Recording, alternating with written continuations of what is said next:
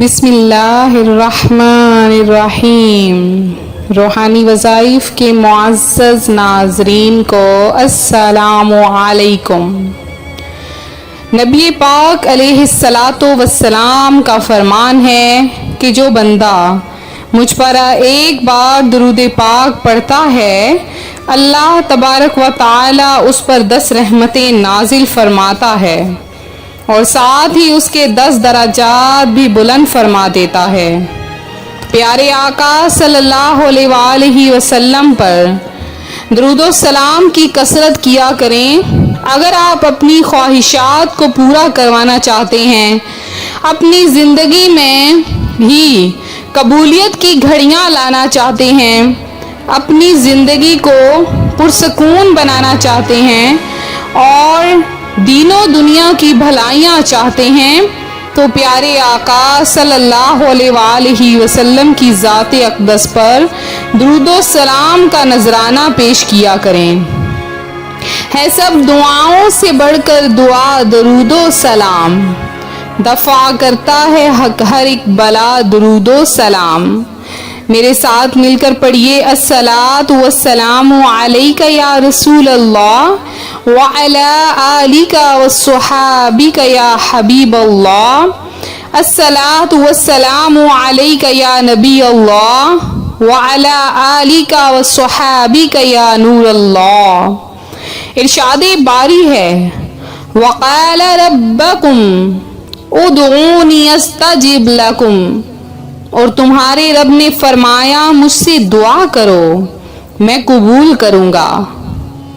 معنی یہ ہوا کہ اے لوگوں مجھ سے دعا کرو کہ میں اسے قبول کروں گا، اور یہ بھی فرمایا کہ تم میری عبادت کرو میں تمہیں اس کا ثواب عطا کروں گا۔ دعا ایک عظیم الشان عبادت ہے جس کی عظمت و فضیلت پر بکثرت آیات کریمہ اور احادیث طیبہ وارد ہیں۔ جب ہم دعا مانگتے ہیں تو اللہ کریم کے بارے میں یہی عقیدہ و ایمان ہمارے دل و دماغ میں شعوری یا لاشعوری طور پر موجود ہوتا ہے۔ جب دعا اس قدر عظیم عقیدے کا اظہار ہے تو کیوں نہ اعلیٰ درجے کی عبادت بلکہ عبادت کا مغز قرار پائے۔ اللہ کریم کے نزدیک کوئی چیز دعا سے بزرگ تر نہیں۔ دعا مصیبت و بلا کو اترنے نہیں دیتی۔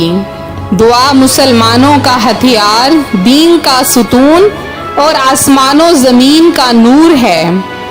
دعا کرنے سے گناہ معاف ہوتے ہیں۔ دعا عبادت کا مغز ہے۔ جو بلا اتر چکی ہے اور جو نہیں اتری، دعا ان سے نفع دیتی ہے۔ دعا قضا کو ٹال دیتی ہے، بلا کو ٹال دیتی ہے۔ جسے دعا کرنے کی توفیق دی گئی اس کے لیے رحمت کے 2 دروازے کھول دیے گئے۔ مفسرین نے دعا قبول ہونے کی چند شرائط و آداب ذکر کیے ہیں کہ دعا مانگنے میں اخلاص ہو، دعا مانگتے وقت دل دعا کے علاوہ کسی اور چیز کی طرف مشغول نہ ہو، ناجائز دعا اور گناہ کی دعا نہ مانگی جائے، اور دعا مانگنے والا اللہ کریم کی رحمت پر یقین رکھتا ہو، اور اگر دعا کی قبولیت ظاہر نہ ہو تو وہ شکایت نہ کرے کہ میں نے دعا مانگی لیکن وہ قبول نہیں ہوئی۔ جب ان شرطوں کو پورا کرتے ہوئے دعا کی جاتی ہے تو وہ قبول ہوتی ہے۔ اور یہ ضروری نہیں کہ جو مانگا مل جائے، بلکہ مانگنے پر کچھ نہ کچھ ملنے کا ظہور دوسری صورتوں میں بھی ہو سکتا ہے۔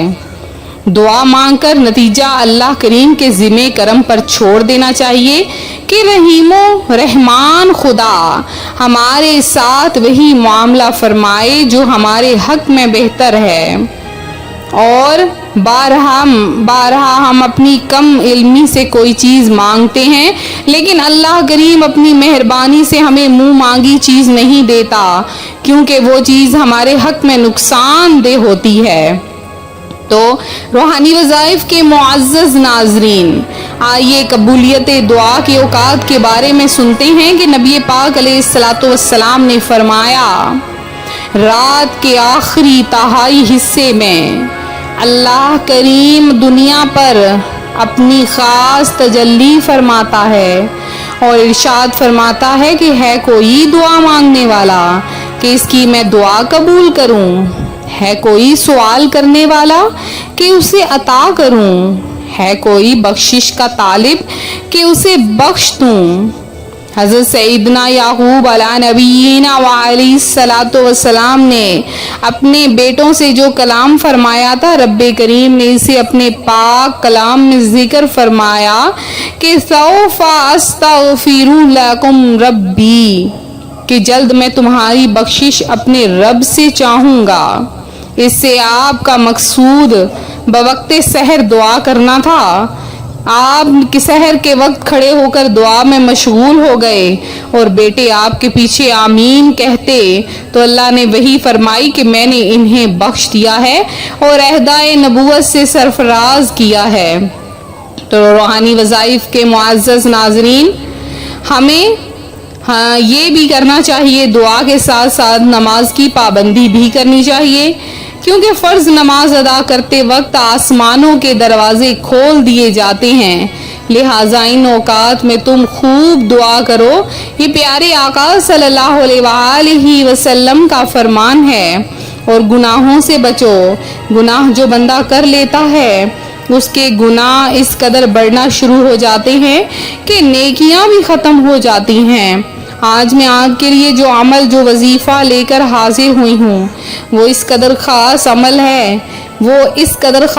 ہے کہ اس سے دعائیں قبول ہوتی ہیں۔ آپ نے بہت سے وظائف کیے، آج میں آپ کے لیے سورہ کوثر کا وظیفہ لائی ہوں۔ یہ وظیفہ اتنا پاورفل وظیفہ ہے کہ اس وظیفے کی برکت سے آپ جو چاہو گے وہ ملے گا، آپ کی ہر ناممکن بات بھی پوری ہو جائے گی۔ آپ نے بہت سے وظائف دیکھے، سنے، جو کہ سورہ کوثر سے متعلق تھے۔ آج میں آپ کے لیے سورہ کوثر کا ایک اور پاورفل وظیفہ لائی ہوں۔ اس وظیفے کی برکت آپ اپنی آنکھوں سے دیکھیں گے۔ وہ وظیفہ کیا ہے؟ سن لیجئے اور ضرور کیجئے، اپنے بہن بھائیوں کے ساتھ بھی شیئر کیجئے۔ کرنا کیا ہے آپ نے کہ دن میں کسی بھی فرض نماز کے بعد، جب آپ فرض نماز پڑھیں، فرض نماز کے بعد آپ نے جائے نماز پر بیٹھ جانا ہے۔ کسی بھی فرض نماز کے بعد، سنتے نہیں، صرف فرض نماز کے بعد آپ نے جائے نماز پر بیٹھ کر 33 بار آپ نے سورہ کوثر پڑھنی ہے۔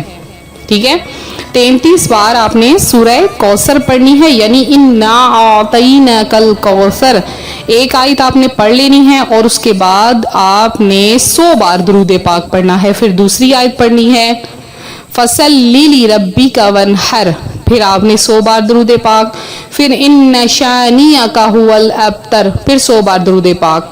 اور جب سورہ کوثر کا یہ وظیفہ مکمل ہو جائے تو آپ نے یا رحمان 100 بار پڑھنا ہے اور پھر اللہ کی بارگاہ میں گڑ گڑا کر دعا مانگنی ہے۔ جب دعا مکمل ہو جائے پھر آپ نے سجدہ ریز ہو جانا ہے اور اللہ تبارک و تعالیٰ کی تسبیح بیان، یعنی سبحان اللہ جتنی بار ہو سکے پڑھ لیں۔ تو یہ وظیفہ ہے، اس وظیفے کے کرنے سے انشاءاللہ عز و جل آپ کی تمام حاجتیں مرادیں پوری ہو جائیں گی، آپ کی پریشانیاں دور ہو جائیں گے اور ہر ناممکن، جو کہ آپ نے بہت سے وظائف کیے، آپ نے بہت سی دعائیں مانگی لیکن آپ کو کچھ بھی نہ ملا، تو اس وظیفے سے وہ ملے گا آپ کو، آپ کی تمام حاجتیں ضرور انشاءاللہ عز و جل پوری ہو جائیں گی۔ تو یہ تھا ہمارا آج کا عمل جو میں آپ کی خدمت میں لے کر حاضر ہوئی۔ اب میرے وہ بہن بھائی جنہوں نے خصوصی دعا میں حصہ لیا ہے ان کا نام خصوصی دعا میں شامل کیے دیتی ہوں۔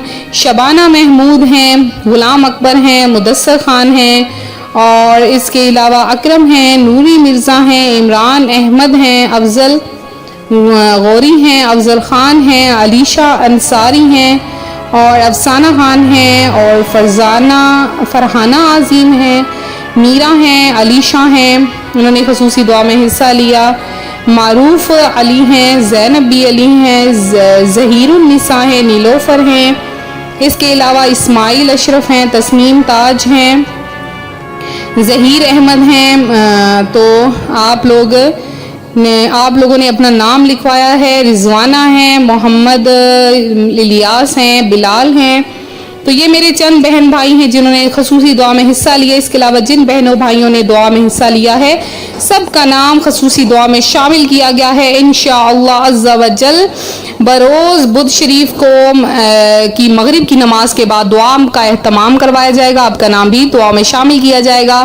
اپنا نام کمنٹ سیکشن میں ضرور لکھیں. ویڈیو کو لائک کریں، شیئر کریں. ملتے ہیں اپنے اگلے وظیفے کے ساتھ. فی امان اللہ.